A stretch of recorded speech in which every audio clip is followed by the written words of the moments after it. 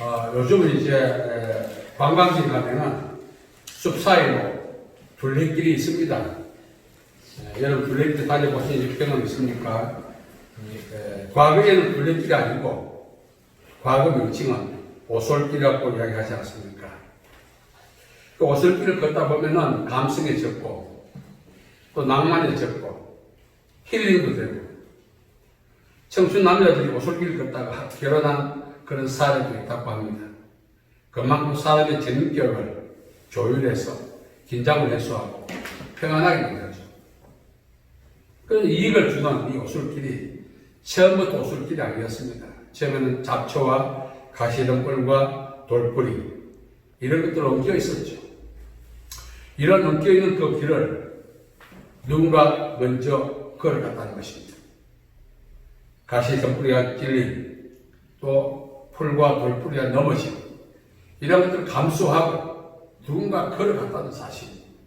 또 걸어가고 또 걸어가고 또 걸어가고 그러한 결과 낭만의 전당이라고 하는 오솔길이 형성이 된 것입니다. 쉽게 말하면 오늘 우리에게 힐링을 위한 공간을 마련하고자 희생을 감수하고 앞서 걸어갔던 분들이 있었다는 사실이죠. 지금 우리가 얼마나 살기가 좋아졌습니까? 이런 살기 좋은 것을 오솔길에 비유한다면 이 삶의 질이 풍성한 오솔길을 우리에게 제공하기 위해서 강과 궁핍의 그 가시덤불과 돌뿌리와 숲 사이를 헤집고 걸어갔던 그런 우리의 선배들이 있습니다. 그 선배들이 바로 기성세대죠. 기성세대들이 보릿고기라고 하는 그 고통의 순간을 헐길을 졸라매고 물 한 바가지로 배를 치우면서 산나물을 먹으면서 칩과 송이 껍질을 먹으면서 걸어가지 아니했더라면 오늘의 이 오솔길을 결코 우리는 경험하지 못할 것이고 우리 역시 그들과 똑같은 상황을 모면하지 못했을 것입니다. 그러므로 이 기성세대에 대한 고마움이 있어야 하지 않겠습니까? 세대 차이 때문에 그들을 뒷방 놓인 시세 만들지만 오늘 우리에게 이 삶의 질이라고 하는 풍성한 오솔길을 만들기 위해서 수고한 그들의 수고를 우리가 외면하면 안 되는 것입니다. 그래서 기성세대에 대한 고마움이 있어야 되죠. 세대 차이를 무시해버리고 늙었다고 뒷방 시세지게 만들고 함부로 그들이 취급받고 대접받아야 할 분들이 아닌 것입니다. 우리가 존중해야 되고 인정해야 되고 섬겨야 될 분인 것입니다. 물론 그분들은 그런 것을 바래서 한 것이 아닙니다. 몸소 경험했던 고통과 법을 우리에게 물려주지 않기 위해서 가난이라고 하는 가시덤불, 궁핍이라고 하는 돌뿌리 마다하지 않고 걸어갔다는 사실이죠. 오늘 우리 개인적으로 삶의 질이 불만족스러울 수도 있어요.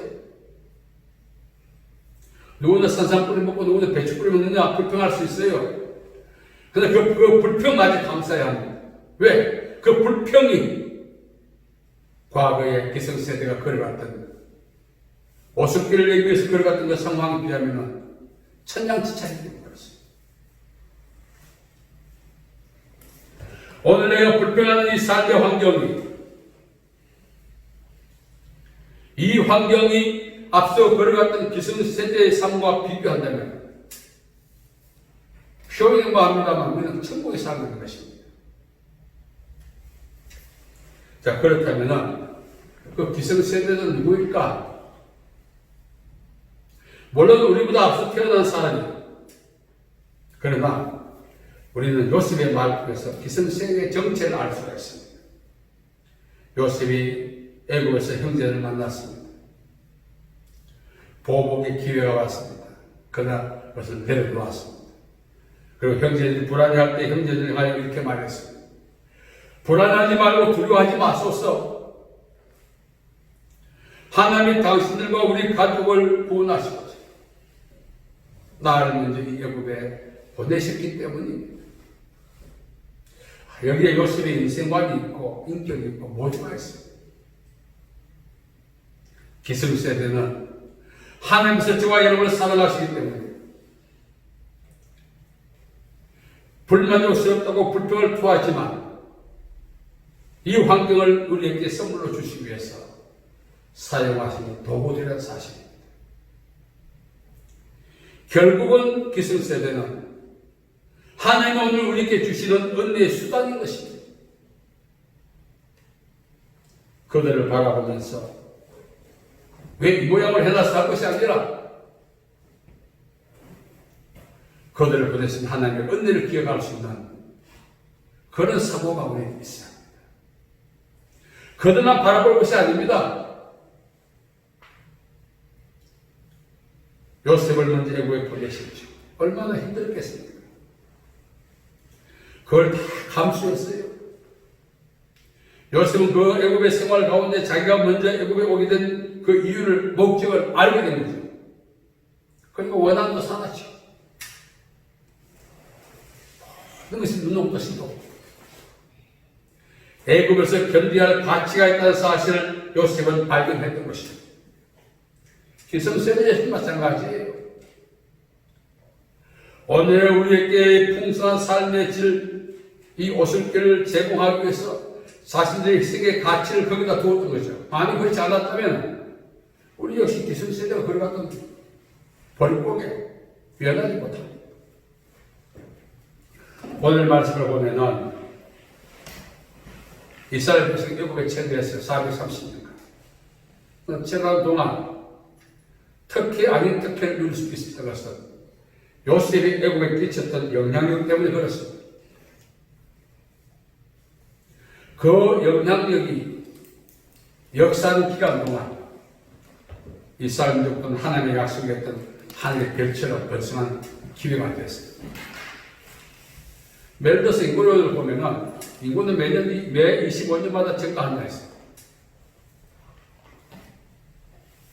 70년이 내려갔기 때문에 그걸 25 계산한다면 430년 계산한다면 장정 60만 충분했다는 사실이죠. 그러나 그 역시 하나님의 은혜의 결과였던 것입니다. 그 애굽에서 이제 요셉이 영향력을 끼칠 때는 힉소스 왕조가 있었어요. 그런데 힉소스 왕조를 전복시키고 쿠데타를 통해서 투트모스 왕조라고 하는 왕조가 새롭게 정권을 잡았는데 그 왕권의 중심집에 있었던 사람이 바로 바로왕이죠. 람세스입니다. 이 바로가 요셉의 권위를 인정해 주지 않았습니다. 요셉이 애굽에 끼친 영향력. 사실 애굽은 요셉에 의해서 역사 속에서 도태의 위기를 모면했던 거죠. 7년 후일이 계속되었더라면 그것을 어떻게 해결할 수 있는 방법이 없었더라면 애굽은 역사에서 도태되는 거죠. 물론 쿠데타를 통해서 정권을 정치했던 투트모스 이 정권도 이 왕조도 있을 수가 없는 거죠. 어쩌면은 요셉은 애굽의 뿌리요 토대였던 것입니다. 그러한 사실을 인정하지 않았다는 거죠. 또한 인정하지 않는 이유 중 하나가 하나님의 언약에서 이스라엘의 숫자가 번성하니까 이것들이 자꾸 늘어나서 이방 나라가 애굽을 침략할 때 합세해서 자기들을 힘들게 할 것이다 이런 곡해를 했던 거죠. 물론 이 곡해 배후에는 마귀의 영향력이 있습니다. 우리 추직에 가다 보면은 여자의 구설이 있다는 것을 방지하기 위한 마귀의 고도의 술수가 두려움, 바로왕의 두려움을 이용해서 이스라엘 민족의 씨를 말리고자 했던 것이죠. 그래서 이 바로왕이 이스라엘 민족의 씨를 말리기 위해서 가동했던 프로젝트가 첫째는 이제 비둘과 나무셋이라고 하는 성을 건축하는데 참여시켰습니다. 강태도입니다. 그러고 이스라엘 민족의 사내에서 티미나가 이제 점점 약해지니까 여자의 티미는 약해졌고 그렇게 해서 이스라엘 민족들이 씨를 말리고자 했던 것입니다. 다시 말하면 마귀가 여자의 곳을 땅의 곳을 저지했던 거죠. 바로를 이용했습니다. 자, 그럼에도 불구하고 이스라엘의 벌성은 그렇게 저지한다고 되는 것이 아니고 하나님의 언약이기 때문에 이제는 다급해진 바로가 이스라엘 산파들을 불렀습니다. 그럼 이렇게 말하면 너희들 이스라엘 여자가 출산할 때 가서 산야임인 출산을 돕는 척하다 죽이고 여호와는 살려서 노예로 만들어라 이런 변명을 내렸습니다. 이런 과정 속에서 이 산파들이 바로의 명을 거역할 수 없는 상황이 있었습니다. 당시에 바로는 태양의 아들, 애굽은 태양신을 숭배했기 때문에 태양의 아들, 곧 신이라는 것입니다. 이 바로의 왕의 명령은 신적인 명령입니다. 여기에 저항하면 자신은 물론 구족을 사마를 당할 수 있습니다. 그럼에도 불구하고 산파들은 바로의 명령에 순종하지 않았습니다. 왜 그럴까요? 이스라엘 백성이 하나님의 뜻이라는 사실을 알았기 때문에 그렇습니다. 하나님의 뜻이 자신들의 안위보다, 가족의 안위보다 더 위대한 사실을 이 산파들은 알게 된 것입니다. 하나님께서 본래 이제 아브라함이 약속했죠. 너 후손을 하늘의 별처럼 바다의 월처럼 많게 하겠다. 그 이제 시작이 12 지파입니다.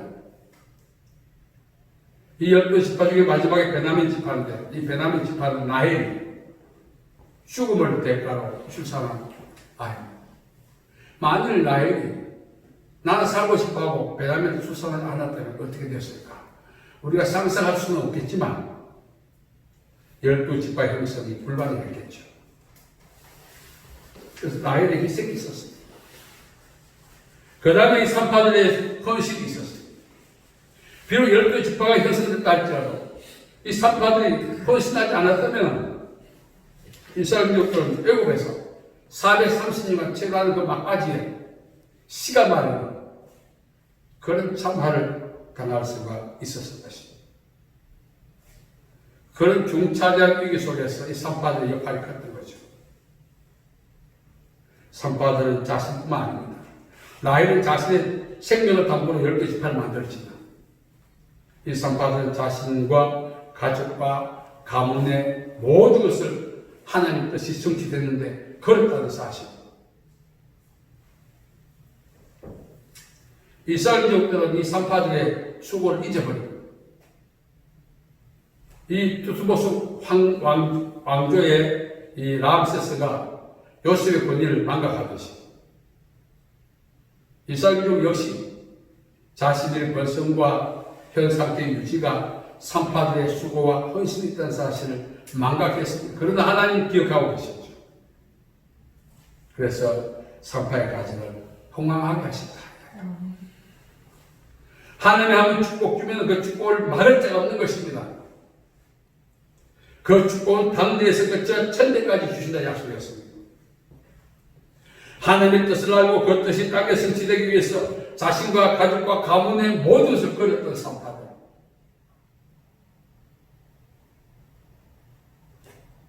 오늘 여기서 우리는 우리의 역할과 기능이 무엇인가를 다시 한번 더 배워야 하는 것입니다. 앞서 말씀드린 것처럼 이스라엘 12 지파가 형성되기 위해서 나이는 자기 생명을 던졌습니다.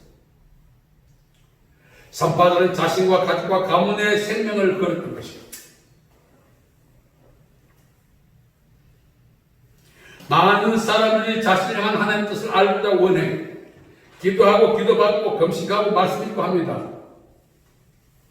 그런 가운데 발견한 하나님의 뜻을 성취하는 일에 나일처럼 산파처럼 자신과 가족과 가문의 모든 것을 거느냐? 그렇지 않습니다.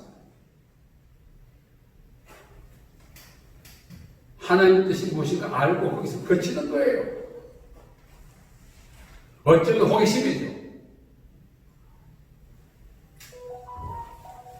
과거 히브리 산파들은 이스라엘 민족의 생리적 벌성에 조력했습니다. 우리는 영적인 산파들. 우리 역시 생리적 벌성에 조력했던 히브리 산파들처럼 하나님의 뜻인 영적 출산에 우리가 헌신해야 합니다. 그럼 하나님의 뜻이 무엇일까요? 디모데전서 2장 4절에 보면 하나님은 모든 사람이 구원을 받으며 진리를 아는 자를 원하십니다. 모든 사람이 구원받는 것. 죄인이 하나님의 자녀가 되는 것, 이것이 새로운 피조물, 이것이 영적인 출산인 것입니다. 이 일에 헌신해야 되는 것입니다. 자신을 가족을 심지어 가문까지 걸 수 있는 그런 각오로 우리가 영적 출산에 헌신한다면 어디나 오늘날 영원토록 동일하신 하나님께서 과거의 히브리 38을 복주신 하나님께서 오늘도 우리를 외면하지 아니하신다는 사실. 어떻게 하면 우리는 가정에, 가문에, 주변 사람한테 은혜의 통로, 복의 통로 소망하지 않습니까? 그렇게 기도하지 않습니까? 하나님 날 통로로 서달라. 통로는 말로 된 것이 아닙니다. 내가 아무리 통로가 되고 싶어도 통로의 기능과 역할에 출신하지 않는다면 통로가 될 수 없는 거죠.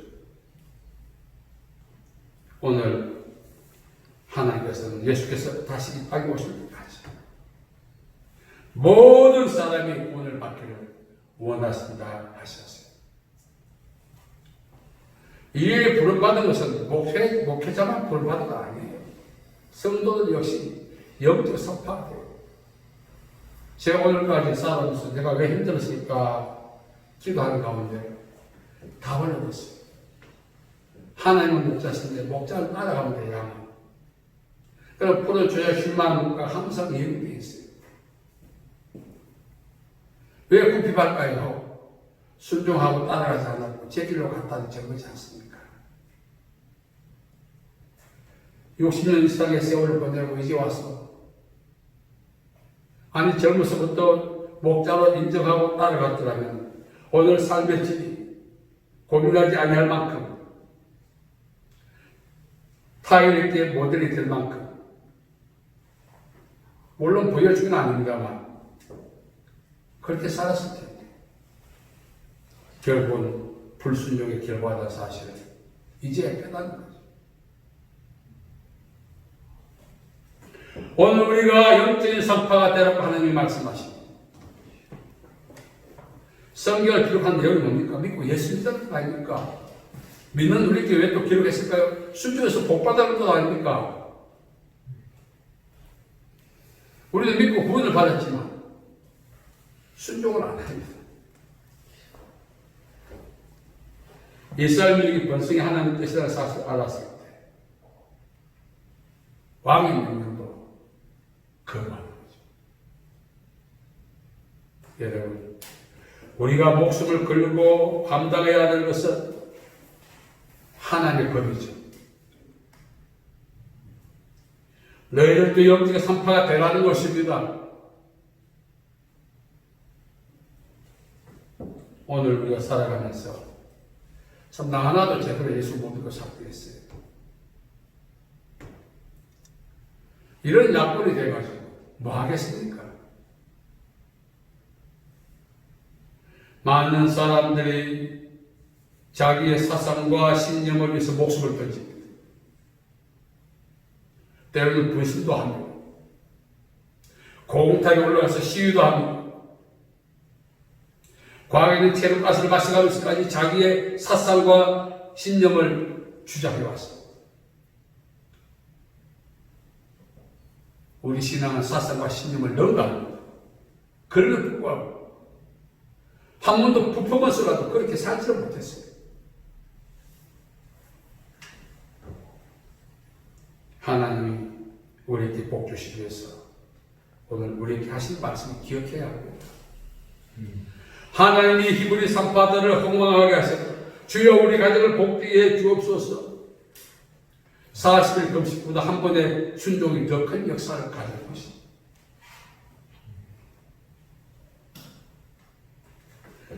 하나님을 위해서 목숨을 걸었던 흔적이 있느냐? 제가 갑자기 그분 성함은 잊어버렸습니다만 연탄재 항모로 발로 차지 마라. 너는 한 번도 언제나 남께 뜨거워 본 적이 있느냐. 가슴 치. 하나님을 위해서 한 번도 뜨거워 본 적이 있느냐. 돌아보니까 참 부끄럽소.